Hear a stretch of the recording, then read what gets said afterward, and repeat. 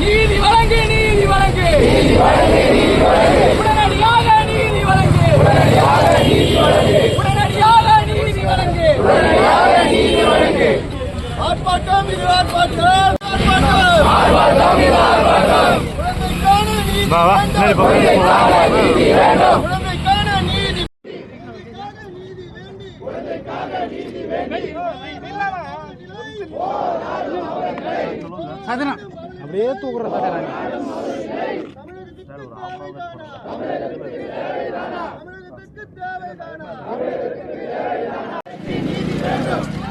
எங்கப்பா அந்த தின்னாங்க.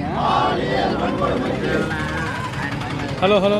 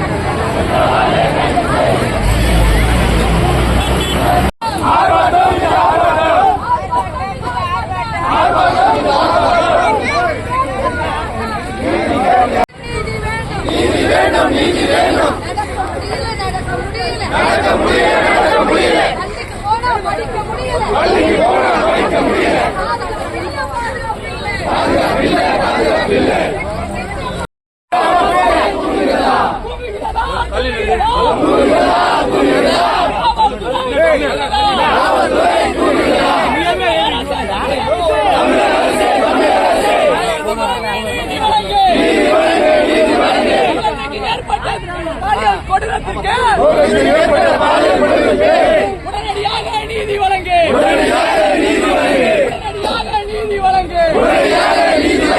போராட்டம் இது போராட்டம், குழந்தைக்காக நீதி கேட்டு போராட்டம்.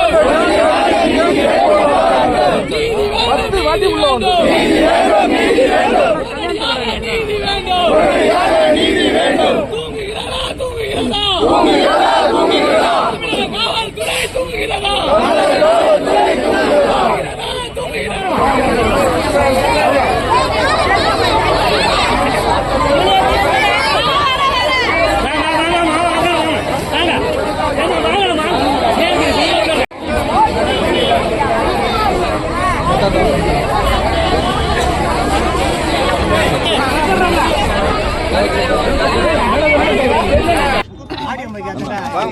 ஆரம்பத்தில் 8 வயது குழந்தை பாலியல் வன்கொடுமை செய்யப்பட்டிருந்து இதோட எத்தனை நாள் ஆச்சு? ஊடகங்களுக்கு சொல்லுங்க. நீங்க தான் தினமும் வந்துகிட்டு இருக்கிறீங்க. எத்தனை நாள் ஆகிவிட்டது? 12 நாட்களுக்கு மேலாகிவிட்டது. காவல்துறை இப்போதான் விளம்பரம் வெளியிடுறாங்க, பிடிச்சு கொடுங்க அப்படின்னு. அப்புறம் எதுக்கு இவங்க காவல் நிலையம் வச்சிட்டு இருக்காங்க? மூடிட்டு போக சொல்லுங்க. அதையும் டாஸ்மாக் கடையா மாத்திர சொல்லுங்க. அதையும் டாஸ்மாக் கடையா மாத்திருங்க. அதுதானே எங்களுக்கு பிரச்சனை. ஒரே போதை. இது எதுல பொண்ணும் தெரியல, அப்ப யாரும் கிழவின்னு தெரியல, எந்த விதத்துல எதை அனுபவிக்கணும் தெரியாம இன்னைக்கு ரொம்ப மோசமான நிலைமையில தமிழகத்தை கொண்டு வந்து வெற்றிருக்கிறதுக்கு தமிழக அரசு முழு முதற் காரணம். இப்ப இந்த ஆர்ப்பாட்டத்துல நீங்க பாத்துட்டு இருக்கிறீங்க, ஒட்டுமொத்த ஜனமும் கொதிச்சு வந்து நிக்குது. இது பாமக நடத்தல, புரட்சி பாரதம் நடத்தல. ஆனா எல்லாருக்கும் இன்னும் கைது செய்யலையும் கோபம் இருக்கு. ஏன் இன்னும் கைது செய்யல? எப்ப போனாலும் இன்னும் 2 நாள், இன்னும் 2 நாள். என்ன மருந்து சீட்டு எழுதி கொடுக்குறாங்க, 3 நாள் சாப்பிடுங்க, 3 நாள் சாப்பிடுங்கன்னு எழுதி சொல்லிக்கிட்டே இருக்கிறாங்க. வெளியே டேபிள் போட்டுருக்காங்க. யார் வந்தாலும் விளக்கமா பேசுறாங்க. இங்க ஒரு புள்ளிங்க, இங்க ஒரு புள்ளிங்க. இதுக்கு இடையில புள்ளி தெரியாதனால கைதியை பிடிக்க முடியலங்க. இதை சொல்றதுக்கு எதுக்கு அவங்க உட்கார்ந்து இருக்கிறாங்க? இதை நாம தாங்க சொல்லலாம். நீங்க அவங்க எங்க இருக்கிறாங்கன்னு அட்ரஸோ ஏதோ இருந்தா தெரிஞ்சு நாங்க பிடிச்சிருவோங்க. அது தெரிஞ்சா உங்ககிட்ட ஏங்க வந்து கேக்குறோம்? பெத்த தாய் தப்பனே இன்னைக்கு பிடிச்சு கொண்டு வந்து உங்ககிட்ட ஒப்படைச்சிருக்கலாம் மாட்டாங்க. நடந்திருக்கிற கொடுமையை பார்த்தா கொதிக்குது. அந்த பிள்ளை தகப்பகிட்ட நிக்கிறதுக்கு கூசுது. அப்ப மனசளவுல எவ்வளவு பாதிப்பு நடக்கிற அளவுக்கு அங்க வன்கொடுமை நடந்திருக்கு. நாங்கெல்லாம் யோசித்தோம். இங்க நான் இன்னைக்குதான் 2-3 நாளா தான் இருக்கிறேன். எனக்கு முன்னாடி வந்து அத்தனை நிர்வாகிகளும் எல்லாரும் வந்து எல்லாரும் ஏன் அமைதியா இருந்தோம்னா, எல்லாம் இவ்வளவு நாள் ஏன் அமைதியா இருந்தோம்னா, பெண் குழந்தை இது பாதிப்பு அந்த பெண் குழந்தை விஷயமா ரொம்ப வெளியே வர வேணாம், குற்றவாளியை கைது பண்ணிடுவாங்க நம்பணும். இன்னி வரைக்கும் அந்த நம்பிக்கை தவிடுபடி ஆயிடுச்சு. காவல்துறை தவிடுபடி ஆயிடுச்சு. எப்படின்னா விளம்பரம் கொடுக்குறாங்க, நீங்க பிடிச்சு கொடுப்பீங்களா? நான் பிடிச்சு கொடுக்கணுமா? நாம பிடிச்சு கொடுக்கணும் 5 லட்சம் கொடுப்பாங்களாம். அப்ப உங்களால பிடிக்க முடியாதுன்னு நீங்க டிக்ளேர் பண்றீங்க. இதுக்கு எதுக்கு நீங்க இருக்கிறீங்க? எந்த நிமிஷத்துல இருந்து உங்கள்கிட்ட ஸ்டேஷன்ல கேஸ் வந்திருக்கு. இதை இப்படியே விடமாட்டோம். எங்களுக்கு இந்த காவல் நிலையத்தில் உட்கார்ந்துருக்கவங்க பதில் சொல்றதுல விருப்பம் இல்லை. எஸ்பி உடனடியாக எங்களுக்கு வந்து பதில் சொல்லணும். இல்ல இந்த காவல் நிலையத்தை விட்டுட்டு யாராவது போவீங்களா? எங்களுக்கு கைது செய்யற வரைக்கும் நாங்க போறதா இல்லை. நேத்தே நான் சொன்னேன், நான் காத்திருப்பு உள்ளிருப்பு போராட்டம் நடத்த போறேன்னு. உள்ளதான் இருந்தேன். அவங்க வேலையை நான் கெடுக்கிறேன். இத்தனைக்கும் அவங்க சொன்னாங்கன்னு 4 பேருக்கு மேல கூட இருக்கல. ஆனா எனக்கு நீதி கிடைக்கிற வரைக்கும் நான் இருக்கிறேன்னு சொன்னேன். உள்ள இருக்க அனுமதிக்கல. இன்னைக்கு எதுவும் இல்லைன்னா இங்கேயே தான் இருப்போம். ஒன்னு இது காவல் நிலையம் எங்களுக்கு குற்றவாளியை கைது செய்து காவல் நிலையமா செயல்படணும். இல்லையா நீங்க மூடிட்டு போங்க, நாங்க தேடிக்கிறோம். என்ன செய்ய போறாங்க காவல் நிலையம்? இப்படி பதில் சொல்றதுக்கா இருக்கிறாங்க? எங்களுக்கு ஒன்னு எஸ்பி வந்து என்ன நடந்துட்டு இருக்கு, எப்ப என்ன செய்ய போறாங்கன்னு பதில் சொல்லணும். ஏன்னா இங்க இருக்கிற காவல் நிலையத்து மேல நம்பிக்கை இல்லை. 2வது, இவங்கள் கைது செய்யும் வரைக்கும் நாங்கள் விடப்போவதில்லை.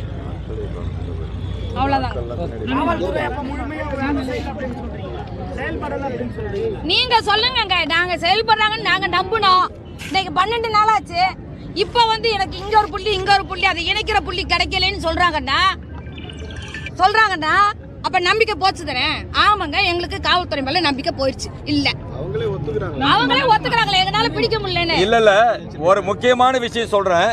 நீங்க வந்து இதுக்கு முன்னாடியே தமிழக அரசோட சட்டத்துல என்ன இருக்குன்னாக்கா, நீங்க வந்து முழுக்க ஒவ்வொரு வட மாநிலத்தை சார்ந்தவர்களோ வெளியூரை சார்ந்தவர்களோ இங்க பணிபுரிந்தா அந்த தொழிற்சாலை சார்ந்தவர்கள் வந்து அவங்களுடைய புகைப்படத்தோட அவங்களோட ஆதார இணைப்புகளோட எல்லா தரவையும் சேர்த்து கொடுக்கணும்னு எல்லா இடத்துலையும் கலெக்ட் பண்ணாங்க.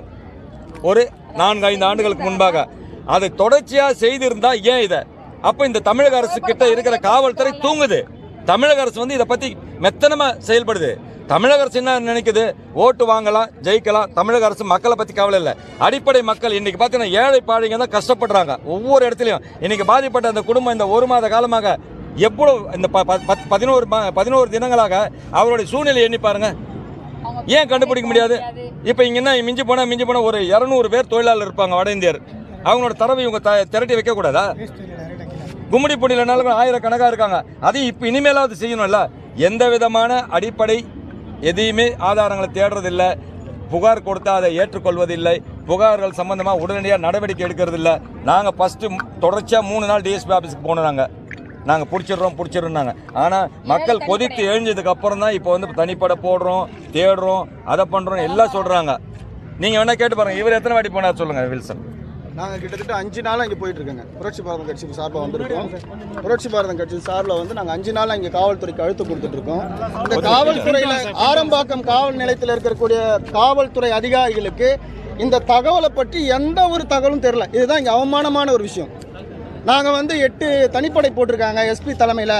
அவங்கள சொல்கிறது தான் நாங்கள் செய்ய முடியும். நாங்கள் அப்போ எதுக்கு இங்கே இருக்கிறது? லோக்கல் போலீஸ் ஸ்டேஷன் எதுக்குங்க?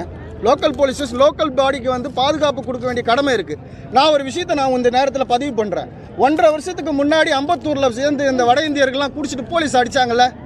2 நாளில் டேட்டா ரெடி பண்ணிங்கள. முன்னெச்சரிக்கை நடவடிக்கை நீ அம்பத்தூரில் ரெடி பண்ண மாதிரி மாவட்டம் ஃபுல்லாக இதே மாவட்டத்தில் நடந்த பிரச்சனை தான் இது. இதே மாவட்டத்தில் நடந்த பிரச்சனையை அதே தரவுகளை இங்கே ரெடி பண்ணியிருந்தா இப்போ இந்த பிரச்சனை வந்திருக்குமா? காவல்துறைக்குன்னா ஒரு நீதி, பொதுமக்களுக்குன்னா ஒரு நீதி, அங்கே அடித்தட்டு மக்களுக்குன்னா ஒரு நீதி, பணம் இல்லாதவனுக்கு ஒரு நீதி. இந்த மாதிரியான அநீதிகள் தான் இந்த ஆட்சி நடந்துட்டு இருக்குது. இந்த ஆட்சி வந்து சும்மா ஏதாவது பேசணும்னு சொல்லி பேசினா என்ன பண்ணுவாங்க? இந்த அரசியல் கட்சி இப்போ நடத்தக்கூடிய அரசாங்கத்தை நடத்தக்கூடிய என்ன சொல்லுவாங்க? சமூக நீதின்னு சொல்லுவாங்க. சமூக நீதிக்கான அடையாளம் இல்லாத ஒரே ஒரு நாடு தமிழ்நாடு மட்டும்தான். ஆனால் வாயளவில் விளம்பர சமூக நீதியை பேசிக் கொண்டிருக்கிறவர்கள் மத்தியில் தான் இங்கே நம்ம இருக்கிறோம். இல்லாட்டி இந்த குழந்தைக்கு ஏற்பட்ட ஒரு அநீதிக்கு எப்போ நமக்கு ஒரு தீர்வு கிடைச்சிருக்கும்? எங்கேயாவது இந்த மாதிரி ஒரு குடும்பம் நடந்திருக்குமா? அப்படி நடந்திருந்தால் உடனடியாக தகவல் கொடுத்து அந்த காவல் நிலையம் வந்து ஒரு நடவடிக்கை எடுத்திருந்தாங்க இவ்வளவு பெரிய ஆர்ப்பாட்டமும் மக்கள் கொந்தளிப்போ தேவையில்லை. இங்கே இருக்கக்கூடிய பாட்டாளி மக்கள் தோழர்கள், வியாபாரி தோழர்கள், அந்த கிராமத்தை சார்ந்தவர்கள், வணிகர்கள், அதுக்கப்புறம் புரட்சி பாரதம் கட்சி சார்ந்தவர்கள் எல்லாமே ஒன்றிணைந்து இந்த இடத்துல வந்து சமூகத்துக்கு ஒரு குரல் கொடுக்கணும். சமூக நீதி காக்கக்கூடிய இங்கே ஆட்சி நடத்தக்கூடிய எம்எல்ஏ என்ன ஆனாரு? எத்தனை வாட்டி வந்து இங்கே கேட்டாரு? அதுக்கான நடவடிக்கை என்ன எடுத்தாரு? அப்ப எதுக்கு மக்கள் அவரை தேர்ந்தெடுக்கிறாங்க? ஆட்சியர் இங்க வந்தாரா? அந்த குடும்பத்தை பார்த்தாரா? எதுவுமே இல்லையே. அப்புறம் எதை நம்பி நாங்க நம்ப முடியும்? எதுவும் வரலையே. இழப்பீடு மட்டும் இல்ல, கவுன்சிலிங் பண்ணவே இல்ல, பொய்யா தகவல் சொல்றாங்க. அந்த குழந்தைய மருத்துவமனையில சேர்த்தாங்க கண்டி, அந்த மருத்துவமனையில முறையான கவுன்சிலிங், ராத்திரில தூங்க முடியல அந்த குழந்தை. இந்த அம்மா எங்களுடைய பொருளாளர் ஒரு பெண்ணு, அவங்க போய் அவங்கள சந்திச்சு அந்த குழந்தைய பேசும்போது இன்னை வரைக்கும் அதுக்கு வந்து உண்டான நடவடிக்கை எடுக்கல. கவுன்சிலிங் பண்ணணுமா வேணாம்? நீங்க காவல்துறை மேல எங்களுக்கு நம்பிக்கை போனதற்கு இன்னொரு காரணம் இருக்கு. 400 போட்டோ கொண்டு போய் அந்த குழந்தைகிட்ட காமிக்கிறாங்க. ஆல்ரெடி அந்த பொண்ணு பாதிக்கப்பட்டு அபியூஸ் பண்ணி மனநிலைமையில் வந்து ரொம்ப பாதிக்கப்பட்டிருக்கிற பொண்ணு. 400 போட்டோ கொண்டு போய் காமிக்கிற, அதுல 4 பேரை நீ வந்தான்னு சொல்ல வைக்கிற. அப்ப இந்த திசை திருப்பறதுக்கான வேலையை காவல்துறை செய்துன்றது எங்களுக்கு திட்டவட்டமான சந்தேகம். அதை நோக்கி தான் எங்களுடைய போராட்டமும் இருக்குது. தயவு செஞ்சு இந்த விஷயத்துல வந்து காவல்துறை இப்போ நேற்றைக்கு நாங்க இழப்பீடு வாங்கி தரோன்னு ஒரு பேப்பரை கொண்டு போய் கையெழுத்து கேட்குறாங்க. அதாகப்பட்டது உங்களுக்கு தெரியும். அதாவது இந்த மாதிரி விஷயங்களுக்கு வந்து கோர்ட்டுக்கு போய் அது எவ்வளோ காலத்துக்கு அப்புறம்லாம் வந்திருக்கு இழப்பீடு தொகை என்பது அந்த ஒரு சட்டத்தை தெரியும் உங்களுக்கு. ஆனால் இன்றைக்கு இதை போய் செய்யலாமா? தமிழக அரசு என்ன தூங்குதா? மது இருங்க, கள்ளச்சாராவி குடிச்சவனுக்கு 10 லட்சம் கொடுக்குற அரசு, ஒரு குழந்தை பாதிக்கப்பட்டிருக்குது, அதுக்கு உண்டான கவுன்சிலிங்கு, அதுக்கு உண்டான அவங்களுக்கு குடும்பத்துக்கு என்ன, அவங்களோட பிரச்சனைகள் என்ன, அவங்களுக்கு எப்படி பாதுகாப்பு, நேற்று பாதுகாப்புக்கே நாங்கள் சொல்கிறோம். அந்த இடத்துல விலக்கே இல்லை, அந்த தெருவெல்லாம் நேற்றுக்கு நாங்கள் போடலான்னு சொல்லும் போது இந்த பகுதியில் இருக்கோம், இப்போ போடுது அரசு. இப்படி வந்து ஒன்று மக்கள் தேவை, மக்கள் கேட்டு கூட போடாத அரசா இது இந்த தமிழக அரசு? நல்லா யோசிச்சு பாருங்க.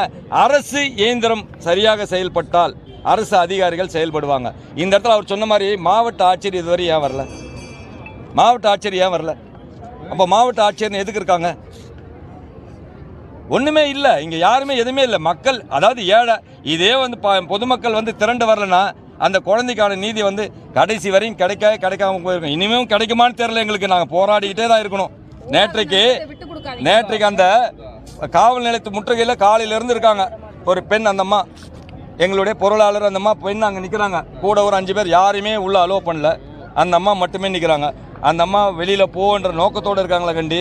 என்னம்மா நீங்கள் என்னம்மா பிரச்சனை அப்படின்ற விஷயமே, நீங்கள் வெளியில் போங்க என் வேலை நிற்குது, நீங்கள் வெளியில் போங்க என் வேலை நிற்குது, இல்லைன்னா நாங்கள் குண்டு கடை தூக்கி வெளியில் போட்டுருவோம், இல்லைன்னா வண்டியில் ஏற்றிடுவோம். இது மாதிரிலாம் பேசுறது